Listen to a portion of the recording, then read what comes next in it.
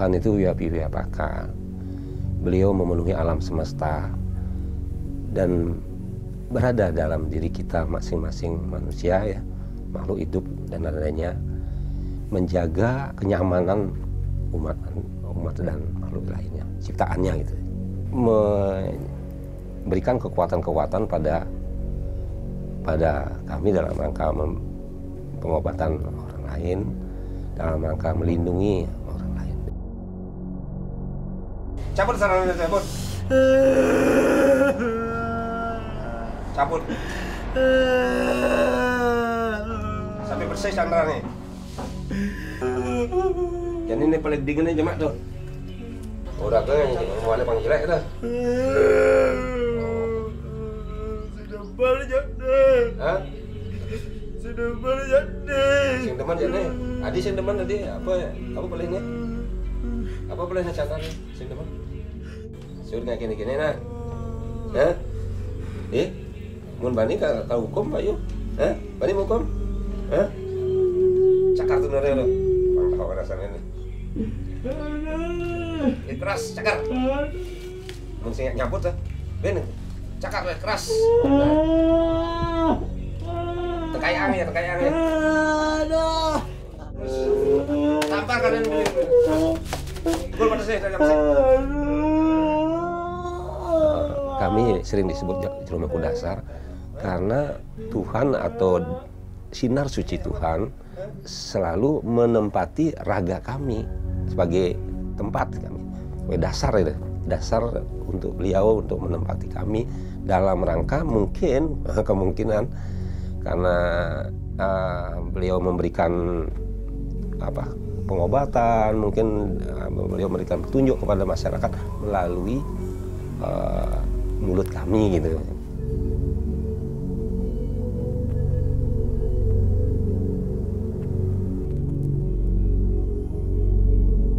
Pengobatan ini pun bukan pengobatan bagaimana. Pengobatannya Trikaya Parisuda, artinya Trikaya Parisuda itu dengan 3 macam perbuatan, perkataan, dan pikiran. Itu yang kami laksanakan. Keras. Tampar kanan kiri nih. Terus. Tarik ke belakang. Terus tarik ke belakang, keras. Terus. Bakar selesai. Kenapa ucapan saya langsung orang itu begini gitu. Misalkan kalau dia ada negatif, kena guna-guna dari pihak lain, misalkan istilah Jawa kan guna-guna kan gitu. Kena teluh gitu misalkan. Nah, yang mengguna-guna ini melalui yang sakit ini langsung mereka ikat, misalkan terikat tangannya langsung gini gitu, langsung kaki misalnya terikat, bakar langsung dia ini panas gitu. Udah kan yang mulai panggilan dah. Sudah balik deh. Hah? Sudah balik deh. Sing demen jane. Adi sing demen tadi apa bolehnya? Apa bolehnya catatan sing demen? Hah? Pokoknya sudah balik. Hah? Pokoknya sih. Kau pecah deh. Tadi itu nawang. Lagi parang sa video. Saya. Siap? Saya. Woi. Sudah lihat itu. Sing ada lihat. Ada. Aja. Pedih bukti dulu. Oh gitu. Man sebenarnya bisa dari apa gen? Hah? Ada bisa dari apa deh? Bisa dari apa bisa? Hah? Nah, Tegul udah besar itu. hah? Liu itu ada. Suruh nggak gini-gini nah. Hah? Mun Sering balik tahu dia hukum, hah? Balik hukum? melawan. Hah? Pada saat melawan dia memang dengan tangan yang bergerak gitu. Tapi kita dengan ucapan tunggu lagi, ikat lagi, atau lumpuhkan tangannya, langsung gini tangannya, nggak bisa dia. Gitu. Dan dia merubah wujud sebenarnya. melalui si pasien ini kita dalam hati mengatakan, oh ini menjadi ini. Benar dia menjadi itu. Saya suruh jadi manusia dulu gitu. Petunjuk dari beliau, suruh jadi manusia dia. Jadi manusia dulu. Nah, baru kita obatin lagi. Kalau masih dalam kondisi menjadi meniru saktinya Tuhan, saktinya Dewa Dewi. Nah, itu kami suruh dia jadi manusia dulu, baru dia diobati gitu. Dia misalkan menyerah, ampun gitu, saya ampun gitu. Nah, baru kita ini mau nggak berhenti menyakiti orang ini gitu. Mau. Nah, sekarang disumpah gitu. Ada sumpahnya juga. Nah, itu sumpahnya, seandainya saya masih menyakiti ini, supaya saya stroke, gele-gele itu artinya mati tidak, hidup tidak gitu, tapi dia lumpuh gitu. Dah. Dah. Oh ya. Nama samaran saya belum disebut.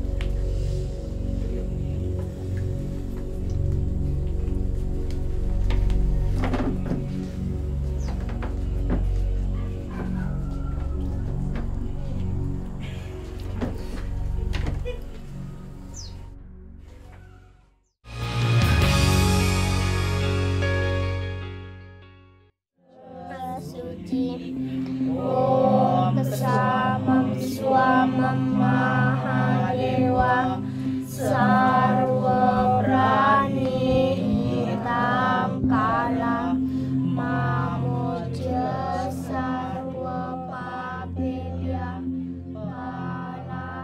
Awal sebelum tugas saya datang dari tamat SMA langsung ke Jakarta, dan di sana saya bekerja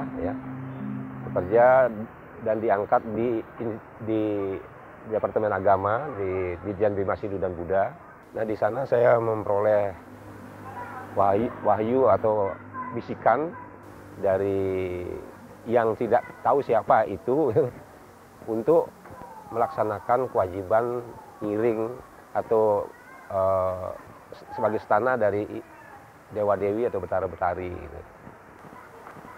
Karena saya menolak dan jadinya saya sakit selama 1 tahun. Selanjutnya saya pulang ke Denpasar, ke Bali. Di Bali lah saya memperoleh lagi bisikan-bisikan, tapi tetap saya menolak. Ternyata anak-anak saya menjadi kena sasaran juga, sakit.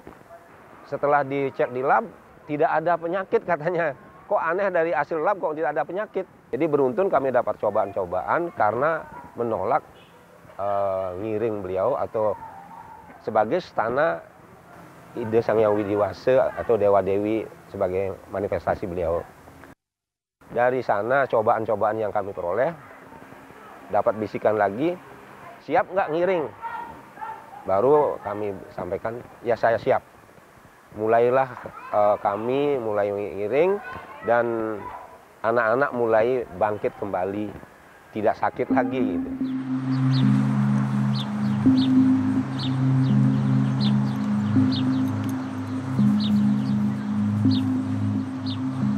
Tahun 1995 apa tahun 1994 antara segitu, cuma saya lupa. Itu seperti kepala sakit, kaki sakit, ada gejala mau tumor payudara. Informasi dari teman-teman disuruh berobat ke tempatnya Pak Eka yang tempat tinggalnya di Sesetan. Saya coba ke sana, terus saya melanjutkan pengobatan sampai sekian bulan dan sekian tahun berobat. Akhirnya sakit saya sembuh. Om Santi Santi Santi. Setelah berobat, entah bagaimana, mungkin sudah garis tangan atau bagaimana, saya harus menjalankan spiritual. Datanglah beliau yang hinggap pada tubuh saya, sehingga waktu itu saya tidak tahu apa-apa, menari.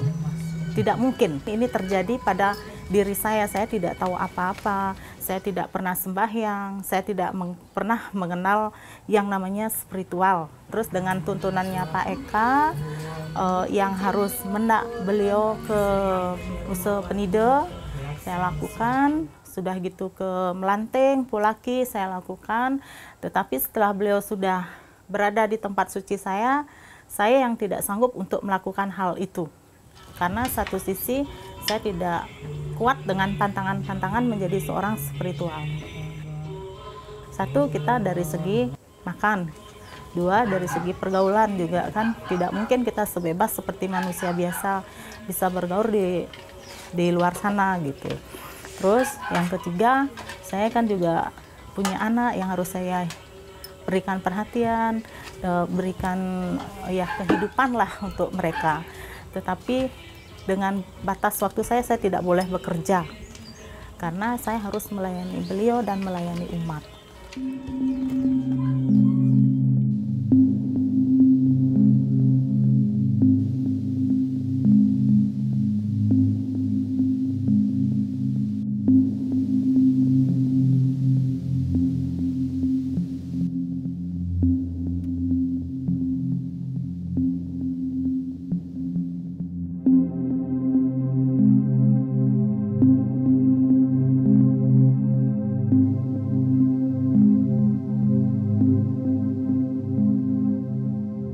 Saya jalankan dalam jangka waktu sekian hari, ada orang yang datang untuk minta obat. Pertama sih agak bingung sedikit, tetapi dengan keyakinan dan memohon sama beliau, memohon tuntunannya, akhirnya beliau memberikan petunjuk yang terbaik, memberikan tuntunannya, dah gitu 1, 2, 3, yang orang yang ketiga saya baru meyakinin, oh iya benar, saya ini memang harus melayani umat.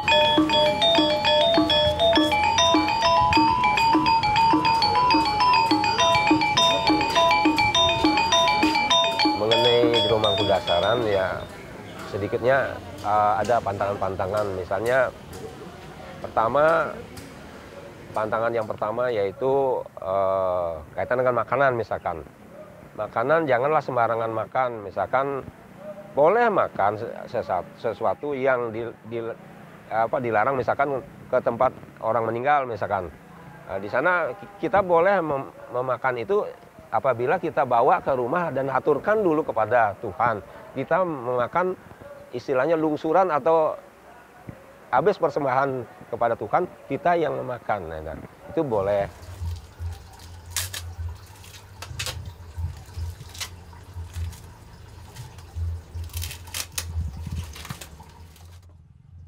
Kalau kaitan dengan pantangan Jero Mangkudasaran terutama ini, yang berkaki 4 itu yang tidak boleh.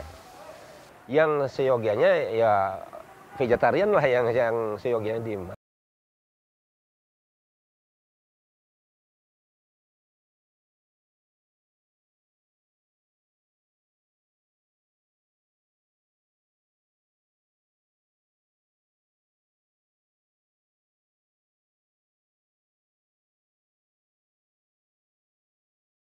Orang yang datang ke sini itu biasanya bermacam-macam.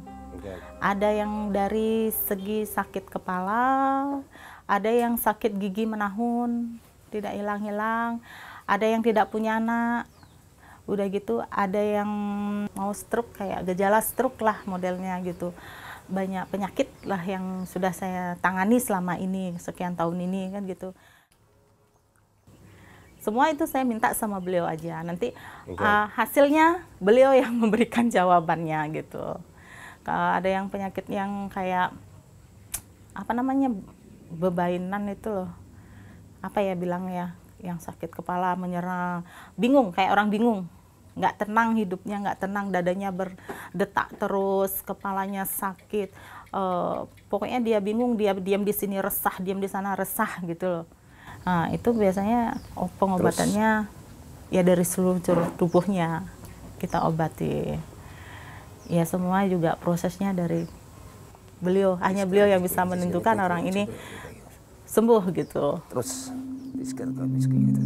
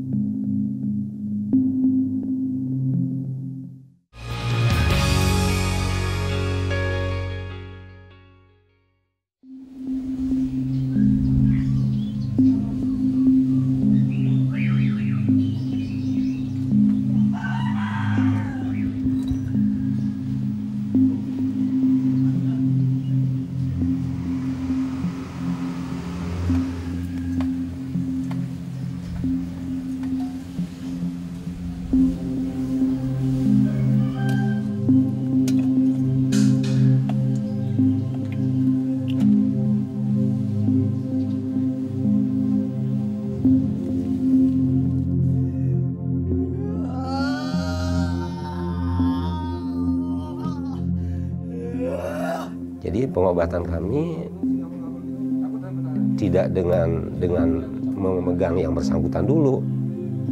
Pada umumnya yang sakit yang irasional sifatnya, yang bersangkutan itu kena santet lah, kena guna-guna supaya dia gelisah, cemas gitu di dalam keluarga itu. Ada juga yang dasarnya utama, seseorang itu membawa barang-barang tertentu yang diberikan oleh paranormal gitu, misalkan oleh dukun, oleh balian. Selain itu juga karena seseorang ini ditunjuk oleh Tuhan untuk nanti melaksanakan kegiatan pengobatan ini. Biasanya kalau kita lalai dengan petunjuk, gelisah kita itu. Nah, seperti Pak katakan tadi, gelisah. Kayak jantung debar terus, kayak ada yang ngejar, tapi enggak ada gitu. Kita dia rasakan. Karena beliau menghendaki segera gitu. Karena udah terlambat nih dari 3 tahun sudah, 2 tahun dah. Tahu ada masalah gini kan. Itulah maturuning. Nanti kan maturuning juga setelah di Gang Guru, maturuning juga di sini, di tempat di sini. Ada itu maturuning di Pura Dalem. Ya. Kalau cari yang guru nggak meridoi, istilahnya susah juga nanti jalannya. Setiap mau mendak pasti harus maturuning dulu ke sana. Sebab beliau nanti yang menghubungkan kita ke pura-pura lain, ke dewa-dewi yang lain itu kekayangan jagat. Itu. Tanpa beliau yang menuntun kita secara irasional kan nggak bakalan. Ya.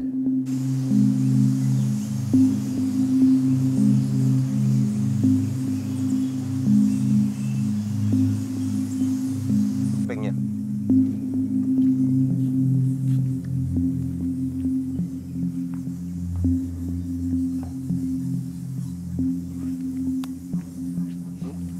Ya itu makanya.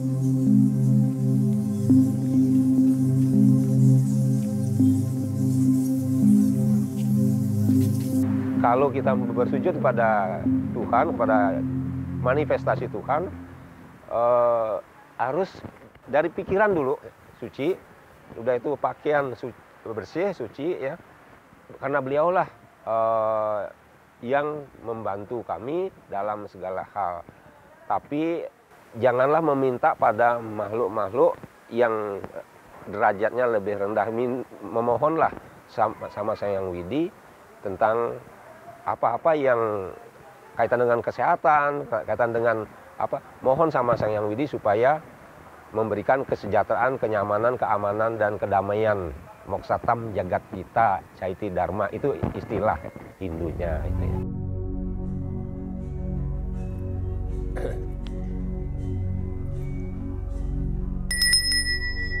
Om Puspadantaya Namaswaha. Om Anugrah nugraha kemanoharam dewa data nugrahakam arcanam sarva pujanam nama sarva nugrahakam dewa dewi maha siddhiyatnang nirmalat maka laksmi sidir cedir gayu nirwignam sukawardisca